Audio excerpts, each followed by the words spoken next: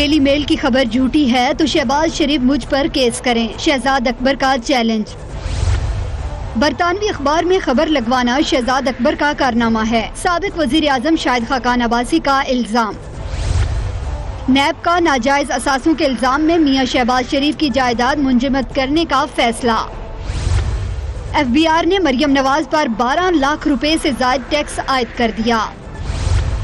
Reko Diq case میں پاکستان پر 6 ارب dollar جرمانے کا ذمہ دار کون ہے؟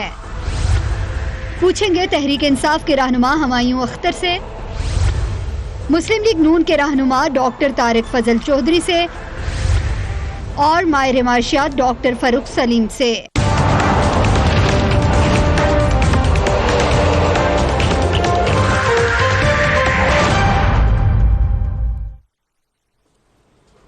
And a very warm welcome to the show. Muslim League N کے صدر میاں شہباز شریف مسلسل کرپشن الزامات کی زد میں ہیں۔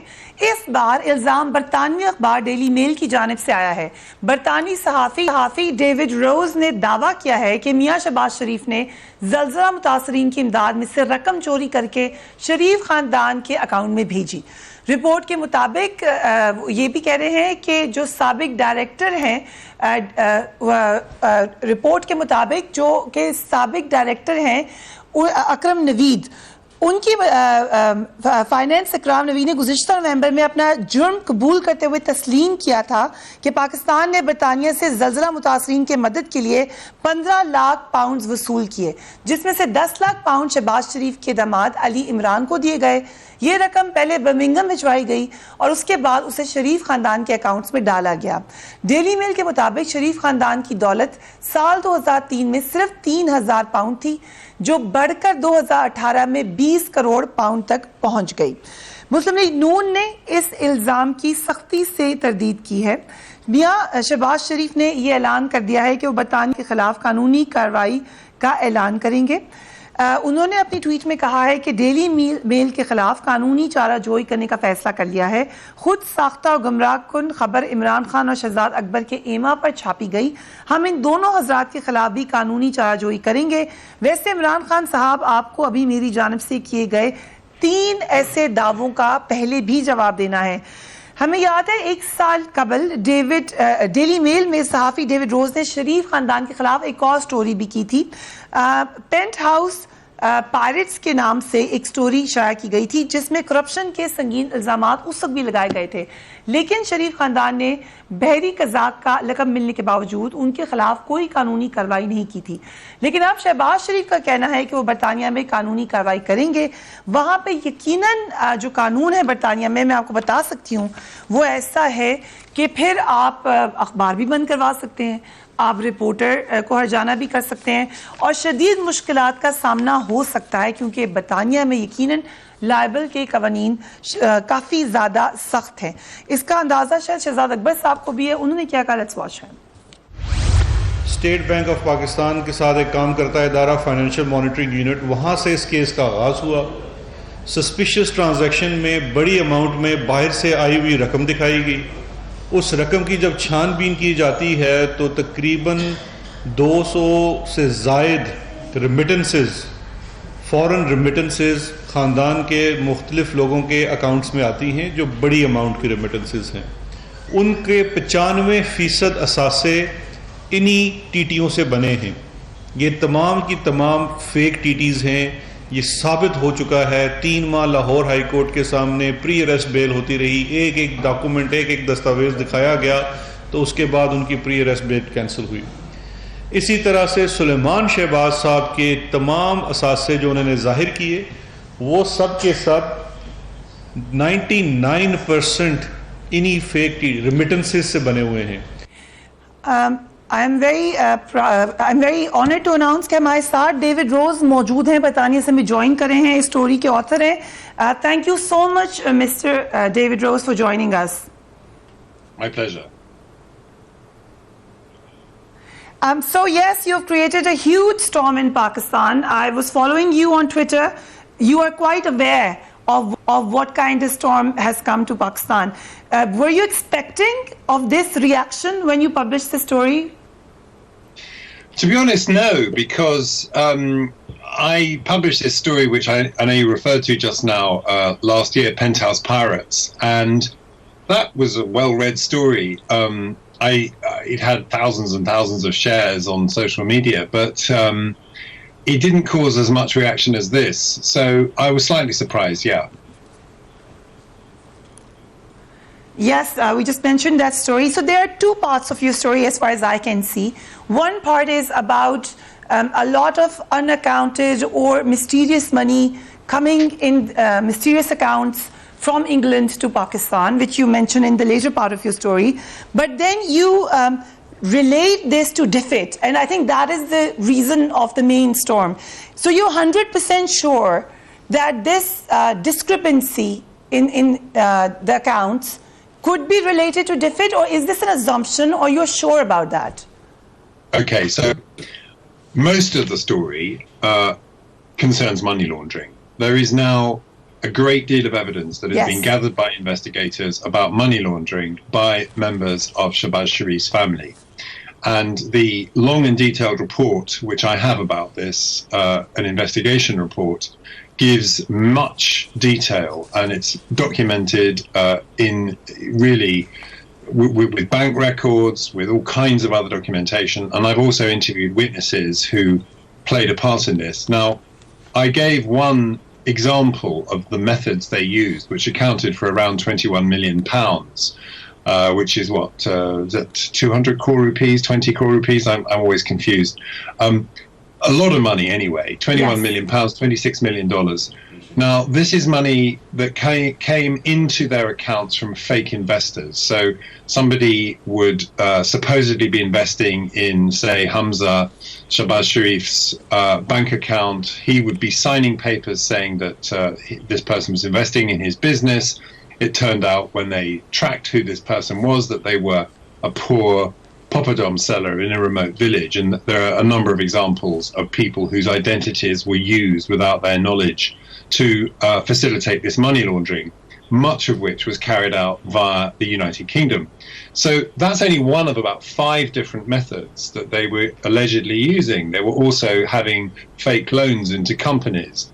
They were using ghost investors, people who didn't exist at all, to put money into their bank accounts. And anyway, that part of it is kind of very well documented. Now, it's only recently that they're moving on to phase 2 of the investigation. They know that the money is being laundered. You don't have to launder clean money. It's dirty money. But where did it come from? And of course, it's a complicated answer. And I think the answer is that there are many sources. Some of them will have nothing to do with foreign aid. Some of them may well be infrastructure projects, for example. I've been told that one example may be the construction of the new airport in Islamabad. But some of this money, the investigators believe, did come from DFID, the British aid agency. Now, they're looking at a couple of very large schemes at the moment where, in fact, investigations were opened while Shahbaz was chief minister, while his brother was prime minister, but which were shut down when their party was in power. And these are payments to poor women in rural areas and the schemes to provide basic health care for mothers and children in rural areas of Punjab. But as well as that, there is evidence that money was stolen somewhat earlier from ERA, the earthquake authority, which was operating for about 10 years after the 2005 earthquake, and into which DFID put £54 million. Evidence has already been heard in a court in Pakistan that the former finance director of that body, Ikram Naveed, has confessed to stealing money from it, about £2 million or more. And according to his statement, some of this money was paid to Ali Imran. So we know that there is credible evidence that money was taken from that fund. The question then is, was it DFID's money? Well, DFID was paying money into the general fund. How could they separate their money from anybody else's? Especially when, it's important to know here that I have a report in which DFID says that they're not earmarking money for specific projects. They're just paying money into the fund. So it does seem likely that it's DFID's money that was stolen. Right. You also quote Preeti Patel in your article, and you say you quote her saying, "We spend millions on anti-corruption initiatives, and yet it seems clear that Britain is still a money launderer's paradise." You mentioned yourself that's mainly about money laundering. There's ample proof that you're mentioning. Is it true that Britain is still a money launderer's paradise, considering after 9/11 there have been very strict laws around the world? Pakistan itself is trying to be very strict on money laundering now. So is she right in saying that? Well, I'm afraid she probably is, because, you know, money launderers are very clever people. They use extremely sophisticated methods. The money laundering involved, in the case that I detail, using a business based in Birmingham in England, run by Aftab Mahmood, who I interviewed in Pakistan. He said his books were audited every 3 months by the British authorities, by HMRC, Her Majesty's Revenue and Customs. Well, they didn't spot anything wrong, because, of course, the paperwork looked good. By the same token, DFID is now saying, we don't think money was stolen from the earthquake fund because we have, you know, good systems, our books are audited. Well, of course, if you're a clever thief, if you're a clever white-collar criminal, you know how to get around these things. And I'm not saying that it's, you know, it's got harder. I'm not saying that, you know, that there have not been efforts made to stop it, but it is still happening. And it isn't just happening, by the way, you know, with Pakistan. It's happening with many countries which are laundering money in the United Kingdom. Russia is a case in point. There's a great deal of Russian criminal money swirling around in London, which has been laundered through the international banking system. We don't seem yet able to stop it. Right. But you do realize that PMLN has reacted strongly to your story, and on many fronts they've confronted you. DFID has denied it. You say that it's exactly the same quote that they've given in your story, which they have said in their press release as well, that we gave this quote. Yeah, let's be clear. DFID is denied one very small aspect of the story. They're saying they don't believe that the money stolen from the earthquake fund was their money, and I'm saying, well, I think that's questionable. And as you say, their statement merely quotes the statement that I put in my article. Their statement is in my article already. The PMLN, of course, yes, I know that they're reacting very strongly. But what is unfortunate is that on Friday, I made, and indeed before, I made strenuous efforts to contact the PMLN spokesperson, Maria Marunza, who I've met in the past, who I've interviewed. I've been in her house. I have her phone number. I have her WhatsApp number. She did not reply to my many attempts to call her. She refused to pick up each time I called, which was probably over 20 times. She did not reply to detailed messages I sent her. I know she read them because, you know, when you send a WhatsApp message, you get those ticks, and she received them. So the PMLN now is trying to come back after the story has been published when the horse has bolted. But some of the things they're saying are just crazy. They published this photo of me with Imran Khan and Shahzad Akbar, and they said, this is the meeting where this was plotted. Well, that meeting was over a year ago. It was when I interviewed Imran Khan before last year's election, and you know, you'll find that article online. It's crazy to suggest that there was some kind of long-held plot here.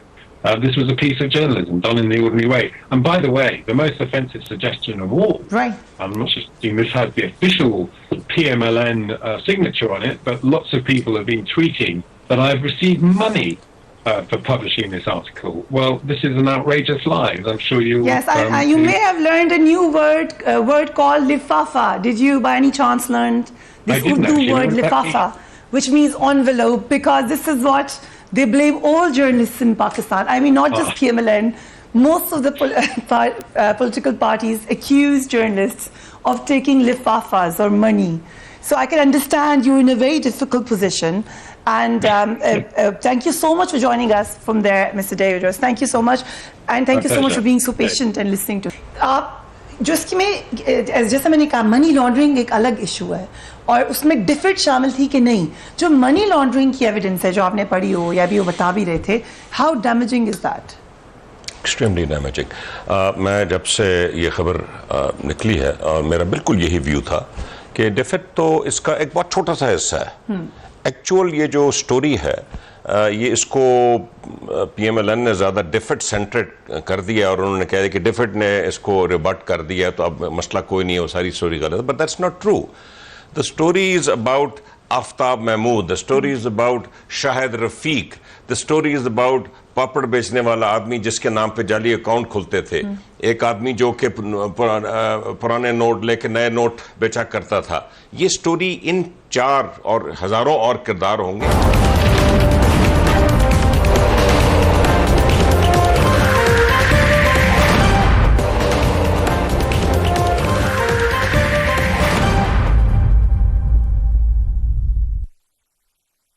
پہلے ہمارے ساتھ David روز موجود تھے جو کہانی ہر وقت جس کا ذکر ہو رہا ہے ڈیلی میل یو کے کی, اس کے آتھر ہے. انہوں نے کہا وہ ابھی بھی اپنی سٹوری پر قائم ہے. ڈیفڈ انہوں نے کہا میری سٹوری کا ایک پارٹ ہے جس میں میں نے جو ڈیفڈ نے ڈینائل دیا ہے وہ بھی ایڈ کیا تھا, مگر اصل معاملہ منی لانڈرنگ کا ہے. اور یہ بھی کہا ڈیوڈ روز نے کہ وہ سمجھتے ہیں کہ واقعی برطانیہ منی لانڈررز کی پیراڈائز بنا ہوا ہے جیسے کہ کچھ لوگوں کا خیال ہے.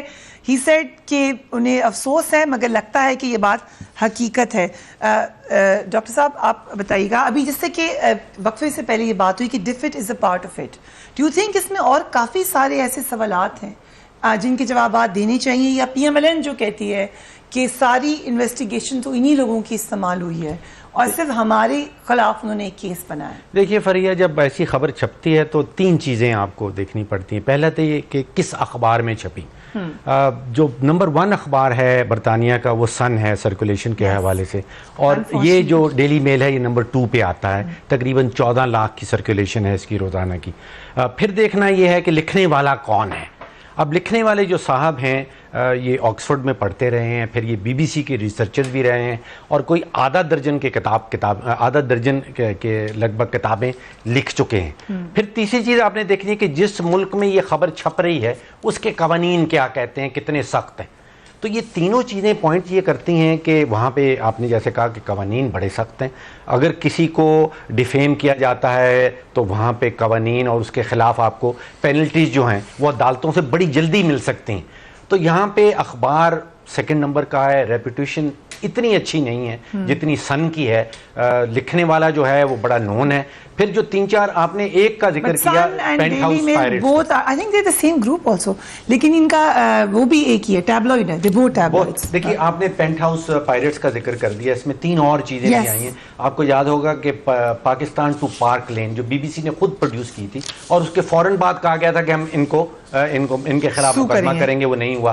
پھر ICIJ والا پینما لیکس آیا, فوراً یہ کہا گیا کہ ہم ان کے خلاف مقدمہ کریں گے, مقدمہ نہیں ہوا. پھر ابھی ریسنٹلی ابراج کے حوالے سے وال اسٹریٹ جرنل میں ایک خبر چھپی تھی کہ وہ $20 ملین کی ایک رشوت آفر کی جا رہی تھی کے الیکٹرک کی وہ ڈیل کے دوران.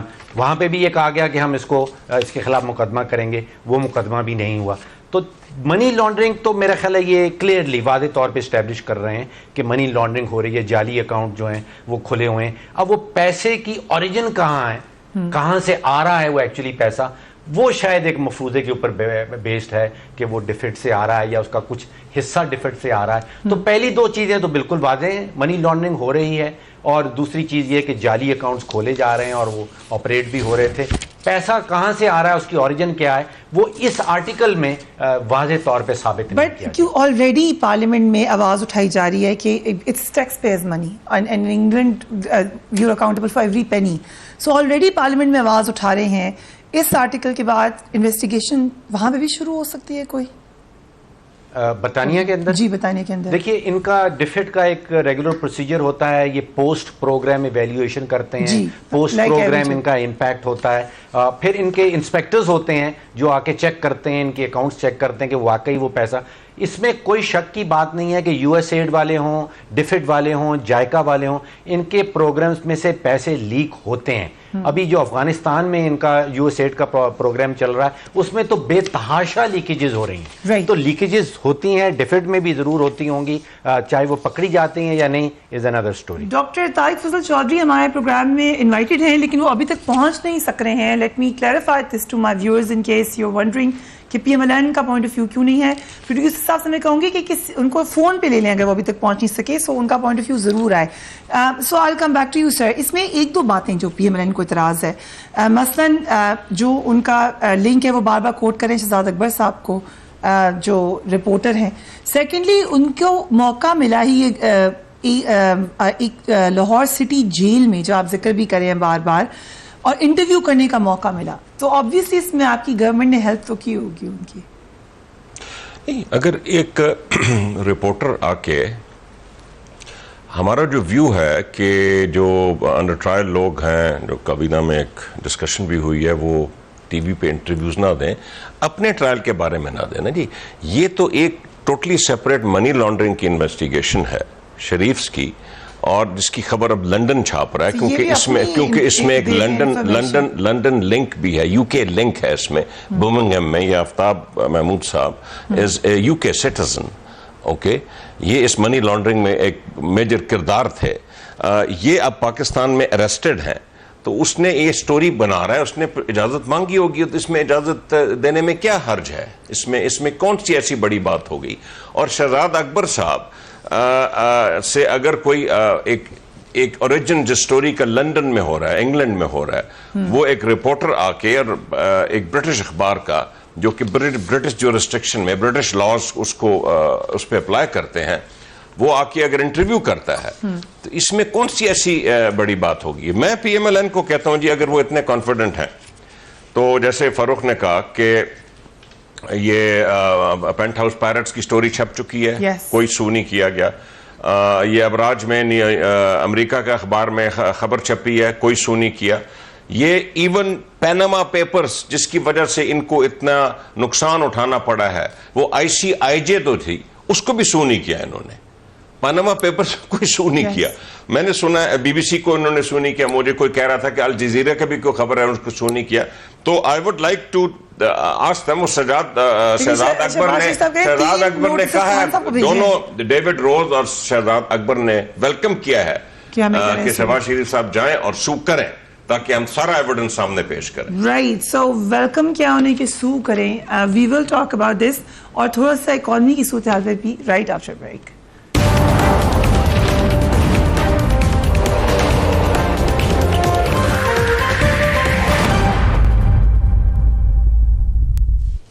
And welcome back. دوسری طرف اکانومی کا معاملہ وہیں پر ہے. حکومت کی مالی مشکلات ختم نہیں ہو سکی. ٹیکس کا ہدف سب سے بڑا چیلنج بنا ہوا ہے. تاجر برادری بجٹ میں ٹیکس کے حوالے سے اٹھائے جانے والے اقدامات کے خلاف احتجاج کر رہی ہے, مسلسل احتجاج کر رہی ہے.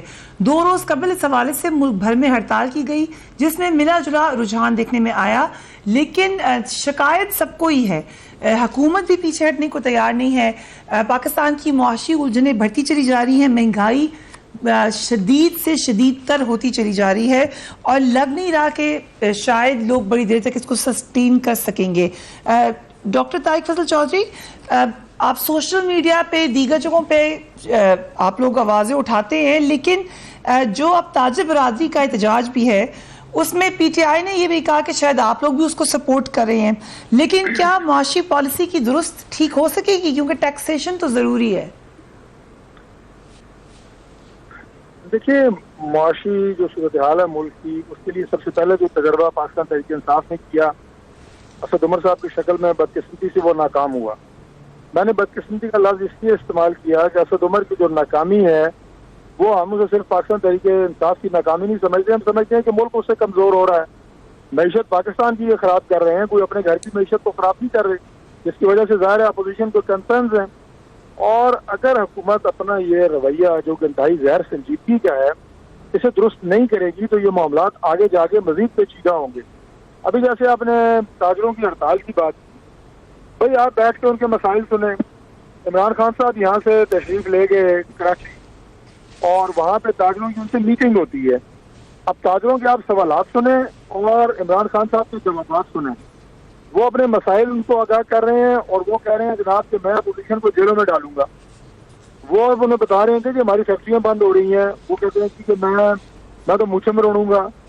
وہ کہہ رہے ہیں جی ہمارے مزدور جو ہیں وہ اب فارغ ہو رہے ہیں, ان لوگوں کے گھروں میں مسائل ہیں, ہم اپنی کاروبار کو فلاں جگہ سے ہم टैक्स देना भी चाहते हैं, ये हमारी चलो वट एवर, वो सजेशन को छोड़ दे रहे हैं और इनका क्या है जी कि मैं 3 लफ्ज NRO मैं नहीं दूंगा। इंतहाई गैर संजीदा रवैया मैं ऐसे समझता हूँ। इस तरह के जो आपकी प्रेस कॉन्फ्रेंसेज हैं वो आपके वुज़रा सुबह दोपहर शाम करते हैं। वो जब मैं डॉक्टरी किया करता था ना, दवाई लिख के देते थे सुबह दोपहर शाम, तो ये सुबह दोपहर शाम 3-3 प्रेस कॉन्फ्रेंसें करते हैं और एक ही मौजू पे करते हैं कि जनाब हम एहतसाब कर रहे हैं, हम नहीं छोड़ेंगे, करप्ट लोगों को नहीं छोड़ेंगे। मैं कहता हूँ कि आप दिन में 6 प्रेस कॉन्फ्रेंस करें, हम दिन में 12 दफा ये कहेंगे कि आप करप्ट लोगों को जरूर पकड़ें, उनके एसेट्स फ्रीज करें, जिन्होंने पैसे खाए हैं उनसे पैसे वापस लें, लेकिन आपका काम 6 दफा दिन में प्रेस कॉन्फ्रेंस करके ये मंत्रा पढ़ना नहीं है। आपकी अपनी वजारतें हैं, उनका काम करें ताकि पाकिस्तान आगे चले। मुल्क आगे नहीं बढ़ रहा, मुल्क रुक गया है, लोगों के मसाइल में इजाफा हो चुका है और अपने जो आपके इदारे हैं एहतसाब जो है उन्हें इंडिपेंडेंटली काम करने दें। ठीक, लेकिन I've got your point, doctor साहब। Let me come to Humayun Akhtar साहब। हुमायूं साहब, ये पहले दिन से आप लोग कह रहे हैं, इलेक्शन से पहले से कह रहे हैं हम पकड़ेंगे और सब आपको कह रहे हैं आप पकड़ लें जिसको पकड़ना, और आपने पकड़ा हुआ भी है। सो मईशत को इससे कैसे जोड़ेंगे, कब तक? जो ताजरों के मसले हैं, you understand better then I do, वो तो वहीं पर मौजूद हैं। जहाँ तक फरिया पकड़ने का ताल्लुक है, तो पंजाब पुलिस ने या KPK पुलिस ने किसी को नहीं पकड़ा हुआ।